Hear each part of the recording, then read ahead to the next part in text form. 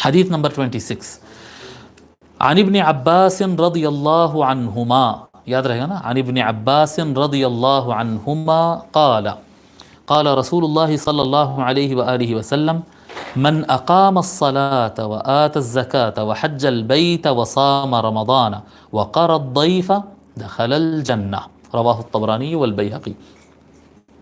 حضرت ابن عباس رضی اللہ عنہما روایت فرماتے ہیں۔ کون ہے ابن عباس؟ چلیے ابن عباس کا نام لکھیں، یہ بہت مشہور صحابہ میں سے ایک ہے، اہل البیت میں سے ہے، آپ اہل البیت میں سے ہے۔ حضور صلی اللہ علیہ وآلہ وسلم کے سب سے چھوٹے چچا حضرت عباس رضی اللہ عنہ کے آپ بیٹے ہیں۔ ابن عباس جب کہا جائیں گا تو دوسرے بیٹے مراد نہیں ہوں گے، صرف یہی بیٹے مراد ہوں گے۔ ان کا نام ہے عبداللہ بن عباس، عبداللہ بن عباس بن عبد المطلب الہاشمی، عبداللہ بن عباس بن عبد المطلب الہاشمی۔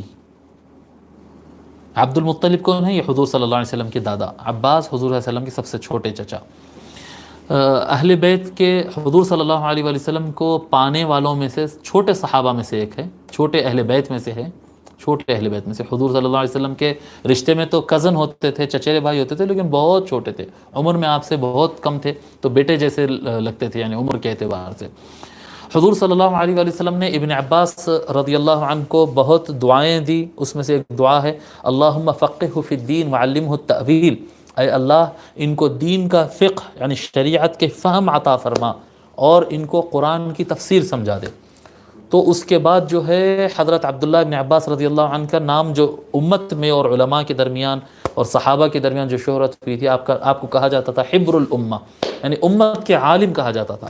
حضرت عبداللہ ابن عباس کو امت کا عالم کہا جاتا تھا۔ ترجمان القرآن ایک آپ کا نام ہے، ترجمان القرآن، قرآن کے ترجمان، یعنی فن تفسیر میں حضرت عبداللہ ابن عباس رضی اللہ عنہما سے اوپر کوئی نام نہیں ملتا، طبعاً یعنی مولا علی کے بعد، مولا علی کے بعد ہوگا، کیونکہ وہ خود مولا علی کے شاگردوں میں ہے۔ جیسا کہ شیخ الاسلام نے بیان کیا ہے کہ جو کچھ میں تفاسیر بیان کرتا ہوں، حضرت عبداللہ ابن عباس رضی اللہ تعالیٰ نے فرمایا ہے کہ جو کچھ میں تفاسیر میں تم کو بیان کرتا ہوں میں نے علی کے پاس سیکھا ہے، مولا علی کے پاس۔ مولا علی ان کے طاہر بھائی بھی ہوتے تھے اور ان کے استاد بھی تھے۔ حضور صلی اللہ علیہ وآلہ وسلم سے حضرت عبداللہ ابن عباس دعائیں لی جی، اور کچھ حدیثیں سنی وغیرہ، لیکن ان کے باضابطہ پروسیس جو ان کا تربیت اور ٹریننگ اور ان کی تعلیم ہوئی وہ مولا علی کے ہاتھ پر ہوئی، مولا علی۔ تو آپ کے القاب میں ہیں حبر الامہ، ترجمان القرآن، فقیہ الامہ، رئیس المفسرین، اس طرح کے الفاظ ہے۔ اور حضرت عبداللہ ابن عباس رضی اللہ عنہ کا ایک واقعہ ہے، میں آپ کو سنا دوں۔ تھوڑی دیر پہلے بھی میں ایک قصہ سنایا تھا کان پکڑنے کا، ابھی ایک قصہ آپ کو اور ایک سناتا ہوں۔ حضرت عبداللہ ابن عباس رضی اللہ عنہ جو ہے ایک مرتبہ حضور صلی اللہ علیہ وسلم کے ساتھ رہ گئے گھر میں، اور حضور اٹھتے تھے تہجد کے لیے، تھوڑی دیر آرام فرمائے، حضور تہجد کے لیے کھڑے ہو گئے۔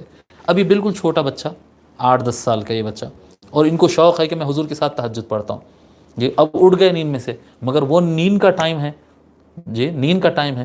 حضور صلی اللہ علیہ وآلہ وسلم حضرت عبداللہ ابن عباس کا کان پکڑتے ہیں، تھوڑا سا ایسے، تھوڑا مضبوطی سے کان پکڑتے ہیں ان کو، اور بازو کھڑا کر کے نماز پڑھتے ہیں۔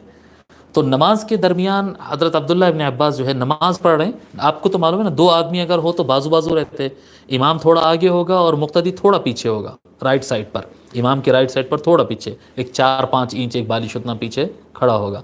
اب نماز پڑھ رہے ہیں تو نماز میں یہ پیچھے ہو جاتے، حضور اپنے بازو کھڑا کر کے نماز شروع کیے اور یہ پیچھے ہو جاتے۔ حضور صلی اللہ علیہ وسلم نفل نماز میں حضور صلی اللہ علیہ وسلم ان کو پکڑ کے پھر سامنے لاتے، بازو کھڑے ہو، یہ نماز میں پھر پیچھے چلے آتے۔ 1 وقت ہوا، 2 وقت ہوا، 3 وقت ہوا۔ جب سلام پھیرے تو حضور صلی اللہ علیہ وسلم فرماتے کہ میں آپ کو سامنے لا رہا ہوں اور آپ پیچھے چلے جا رہے ہیں۔ تو حضرت عبداللہ ابن عباس رضی اللہ عنہ عرض کرتے، یا رسول اللہ، آپ کے برابر میں، آپ کے بازو میں، آپ کے برابر میں کھڑے ہونے کی میرے اندر ہمت نہیں ہے۔ ادب کی وجہ سے، یعنی آپ کا ادب لحاظ کرتے ہوئے میں آپ کے برابر میں کھڑا ہونا مناسب نہیں سمجھتا۔ تو اس ادب کی وجہ سے حضور صلی اللہ علیہ وسلم ان کو دعا دیتے ہیں، پھر جی یہ اخلاق، یہ کردار کی وجہ سے آقا صلی اللہ علیہ وآلہ وسلم ان کو دعا دیتے ہیں، اور پھر وہ دعا قبول ہوتی ہے اور یعنی بڑے اونچے مقام پر پہنچتے ہیں۔ اچھا، یہ کان پکڑنے کا قصہ کیا ہے؟ یہ ہمارے پاس تھوڑا سا غلط فہمی ہے۔ کان پکڑنا ہمارے پاس سزا ہے، کان پکڑنا سزا نہیں ہے اصلاً میں آپ کو ایک چیز بتاتا ہوں، کان پکڑنا ہمارے پاس کان پکڑتے نہیں بلکہ ہمارے پاس کان موڑتے ہیں، کان پکڑنا، کان موڑنا، اور ایسا موڑنا کہ پھر زندگی بھر یاد رکھنا. بعض لوگ کیا کہتے ہو کان چٹکانا، نہیں ایسا نہیں ہوتا وہ، یعنی ایک یہ نفسیاتی چیز ہے. کان کے جو نسیں وغیرہ ہوتی ہے، اس کے اندر جو اعصاب ہوتے ہیں، کیا کہتے ہیں اس کو انگلش میں، کیا بولتے ہیں اعصاب کو، نسوں کیا بولتے ہیں، نروز بولتے ہیں، نہیں وینس نہیں، نروز کہتے ہیں غالباً اس کو، نروز کہتے ہیں، میرے کو صحیح نہیں معلوم رہتا انگلش میں، نروز کہتے ہیں. اس کا جو ہے بہت گہرا تعلق ہوتا ہے انسان کی سستی اور چستی کے ساتھ. جی جو چستی جو آنا ہے نا، اگر آدمی کے کان کو ایسا پکڑ کے تھوڑا سا ایسا ہلایا جائے یا تھوڑا دبایا جائے تو نیند اڑ جاتی ہے آدمی کی. نیند اڑانے کے لیے، چستی لانے کے لیے، جو کافی جو کام کرتا ہے نا، چائے اور کافی، تو یہ کان کو کام کرتا ہے. تو حضرت عبداللہ ابن عباس رضی اللہ عنہ جب اٹھے تھے، جوش تھا نیند میں تہجد پڑھوں گا بول کر، لیکن نیند بھی آ رہی، وہ ٹائم 3 بجے کا ہے، 2 بجے رات کا ٹائم ہے، تو اتنے کم عمر بچے کو نہیں. اس لیے حضور صلی اللہ علیہ وسلم ان کا کان پکڑے تھے، وہاں پر کان پکڑ کے ایسا تھوڑا دباتے اس کو، تو کان کو دباتے، تھوڑا سا پریس کرتے، اس سے چستی آتی، تب حضور صلی اللہ علیہ وسلم کھڑا کیے تھے. تو یہ جو اساتذہ کرام کا، یعنی اصل جو طریقہ ہمارے بزرگوں کا رہا ہے کہ بچہ اگر صحیح نہیں پڑھ رہا اور کنسنٹریشن صحیح نہیں ہے تو اس کا کان پکڑنا بولتے تھے.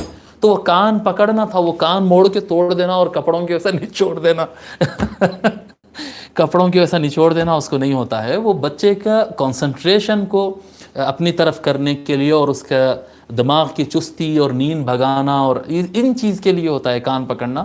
اور یہ سزا میں نہیں ہوتا ہے، یہ اٹینشن اپنی طرف لینے کے لیے ہوتا ہے. درد دینا مقصود نہیں ہوتا ہے اس کے اندر، درد دینا مقصود. اچھا ٹائم زیادہ ہو رہا، چلو تیزی سے یہ حدیث پڑھ لیتے ہیں. تو یہ حضرت عبداللہ ابن عباس رضی اللہ عنہما ہیں. ان کی تاریخ وفات بتا دیا میں، 68. حضرت عبداللہ ابن عباس رضی اللہ عنہما کے وفات 68 کو ہے، 68 ہجری، 68 ہجری. حضرت عبداللہ ابن عباس رضی اللہ عنہما روایت فرماتے ہیں کہ رسول اللہ صلی اللہ علیہ وآلہ وسلم نے ارشاد فرمایا، من اقام الصلاۃ، جو نماز قائم کیا، وآت الزکاۃ، اور زکوٰۃ ادا کیا، وحج البیت، اللہ کے گھر کا حج کیا، کعبۃ اللہ کا حج کیا، وصام رمضان، اور رمضان کے وہ روزے رکھا، وقار الضیف، اور مہمان کی خوب خاطرداری کی، جی مہمان کا خوب خیال کیا، عزت دیا، کھانا کھلایا، دخل الجنہ، وہ جنت میں داخل ہوگا. تو حضور صلی اللہ علیہ وسلم نے اسلام کے اہم کاموں میں سے یہاں پر نماز، روزہ، زکوٰۃ، حج کے ساتھ مہمان کا خیال کرنا، اس کا اکرام کرنا بھی شامل فرما دیا ہے. اس حدیث کو امام طبرانی نے اس حدیث کو المعجم الکبیر میں بیان کیا ہے، اور امام بیہقی نے اس کو شعب الایمان میں بیان کیا ہے. کل کے بیان کے وقت ہم سے کچھ ایک بات چھوٹ گئی تھی میرے سے، وہ یہ کہ یعنی بہت سارے لوگ نے سوال کیا، مسند احمد کے حدیثیں بتانا مجھ سے چھوٹ گیا تھا. مسند احمد میں تو بہت لوگ سوال کیے کہ مول صاحب آپ اس کے حدیث کی تعداد نہیں بتائے. مسند احمد کل کے بیان میں حدیث کی کتاب امام احمد بن حنبل کی رحمۃ اللہ علیہ کی کتاب المسند، اس میں احادیث شریفہ کی تعداد ہے 28,199، جی 28,199، 28,199 مسند احمد کی یہ احادیث شریفہ ہے. یہ کل کے بیان میں چھوٹ گیا تھا، اور میں میں پھر وہ فتنہ خلق القرآن بھی ذکر کرنا چاہ رہا تھا کہ خلق القرآن مأمون رشید کے زمانے میں، ہارون رشید کے بعد کا جو زمانہ ہے نا، مأمون رشید کا عباسی دور میں، اس زمانے میں امام احمد بن حنبل تھے. مأمون رشید کے زمانے میں یہ ایک فتنہ اٹھا تھا، معتزلہ کا فتنہ اٹھا تھا، جو یہ کہتے تھے کہ قرآن مخلوق ہے، یعنی اللہ کا جو قرآن کلام ہے وہ مخلوق ہے. ہمارا یہ کہنا ہے کہ اللہ کا کلام مخلوق نہیں ہے، لیکن جو آگ جائے، جو ہم یاد کر رہے ہیں، جو ہمارے ذہن میں ہے وہ بھی مخلوق ہے، جو ہم پڑھ رہے ہیں وہ بھی مخلوق ہے، جو ہم لکھ رہے ہیں وہ قرآن جو پرنٹڈ ہے وہ بھی مخلوق ہے. لیکن اللہ کا کلام جو اصل کلام ہے، اللہ تعالیٰ نے جو فرمایا وہ مخلوق نہیں ہے. بہرحال یہ اہل السنہ والجماعہ کا موقف ہے، اور وہ خلق القرآن کو ماننے لگا. بادشاہ وہ مان لیا تھا، اپنے وزیر ان کے زیادہ تر وہ تھے. تو اس زمانے میں پھر وہ ہوتا نا، جو بادشاہ کا عقیدہ، جو بادشاہ کا مزاج، مفتیاں سارے اس رخ پہ چلے جاتے. جی آپ لوگ نہیں دیکھ رہے ہیں سعودیہ کے اندر کیا ہو رہا ہے؟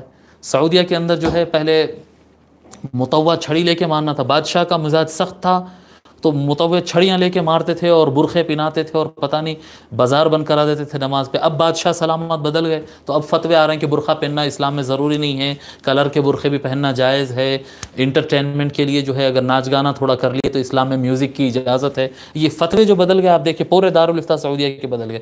بادشاہ کے بدلنے سے پورے علاقے کے مفتیاں امامہ الا ماشاء اللہ کچھ اہل اللہ عالم ہوتے ہیں جو اللہ کے لیے عالم ہوتے ہیں اور اللہ کے دین کے لیے ہوتے ہیں, وہ صحیح رہتے ہیں, باقی بدل جاتے ہیں.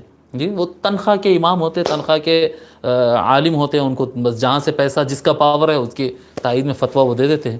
تو اس زمانے میں بڑی تعداد میں مفتیان کرام سارے اس پر آ گئے تھے اور اس بگڑے ہوئے عقیدہ, بادشاہ سلامت کا عقیدہ بگڑ گیا تو سارے مفتیاں اسی کی تائید میں بولنے لگ گئے. تو مسئلہ یہ ہو گیا تھا کہ صحیح عقیدہ بیان کرنا مشکل تھا. تو امام احمد ابن حنبل رحمۃ اللہ علیہ ورضی اللہ عنہ اس وقت یہ پائیداری سے کھڑے ہو گئے کہ چاہے جو ہوتا ہو جائے ہم اس عقیدے کو نہیں مانیں گے. اور کیونکہ ان کے احادیث بہت زیادہ, ان کی روایت بڑی مشہور تھی, ان کے شاگرد بہت زیادہ تھے, تو بادشاہ کا بڑا پریشر تھا کہ احمد ابن حنبل بھی ہمارے عقیدے پر آئے, کیونکہ جب تک انہوں نہیں مانیں گے مسلمانوں کا ایک بڑا طبقہ یہ ہمارے غلط عقیدے کو ایکسیپٹ نہیں کرے گا. تو وہ ایکسیپٹ کروانے کے لیے ان کے اوپر کافی پریشر رہا, وہ نہیں مانے, ان کو پھر سزائیں دی گئی. 28 منتھ یعنی 2.5 سال, تقریباً 2.5 سال 2 سال 4 مہینے ان کو جیل میں رکھا گیا, جیل میں رکھا گیا. بس یہی پہ یہ عقیدہ مان لو تم کو جیل سے چھوڑا جائے گا ورنہ نہیں مانے. وہ جیل میں رہے, کوڑے کھائے اور پتہ نہیں کیا کیا ان کے ساتھ ہوا, لیکن وقت آخر تک وہ نہیں مانے. اور اس مسئلے میں یعنی واپس دنیا صحیح عقیدے کو سمجھی. اس وقت تو ایسا لگ رہا تھا کہ ایک مظلوم ایک انسان ہے, پتہ نہیں کہاں مسل دیا جائے گا, لیکن بعد کی دنیا نے دیکھا کہ ان کی یہ پائیداری لاکھ ظلم ہونے کے باوجود وہ جو ڈٹے رہے. آج پوری امت کے اندر وہی عقیدہ کہ اللہ کا کلام حقیقت میں اللہ کا کلام مخلوق نہیں ہے, اس پر آج عقیدہ اہل سنت والجماعت قائم ہو گیا. بہرحال یہ 1-2 باتیں کل جو چھوٹ گئی تھی میں عرض کر دیا ہے. اللہ تبارک و تعالیٰ سے دعا ہے مولا رب کریم ہم کو حضور اکرم صلی اللہ علیہ وآلہ وسلم کی احادیث شریفہ سے فیض عطا فرما, اور جو مولا پڑھ رہے ہیں, سن رہے ہیں, سمجھ رہے ہیں, اس پر ہم کو عمل کرنے کی توفیق عطا فرما. وصلی اللہ تعالیٰ وسلم علی خیر خلقہ سیدنا محمد وعلی آلہ وصحبہ اجمعین والحمد للہ رب العالمین.